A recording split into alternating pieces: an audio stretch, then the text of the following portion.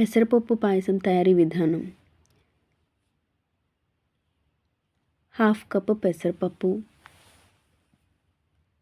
4 table spoon rice వేసి దోరగా వేయించుకోవాలి.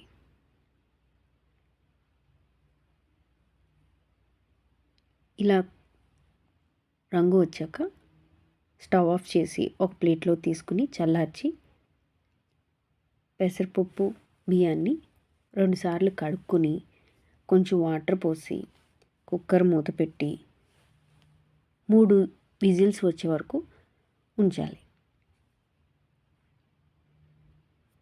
తర్వాత అదే కుక్కర్లో పాలు పోసి స్టవ్ మీద పెట్టి కొంచెం సేపు పాలల్లో పెసరపప్పు బియ్యం ఉడికాక జీడిపప్పులు, ఇలాచీ పౌడరు, నెయ్యి వేసి కొంచెం సేపు ఉడికాక స్టవ్ ఆఫ్ చేసి బెల్లం వేసి నెయ్యి వేసి సర్వ్ చేసుకోవడమే.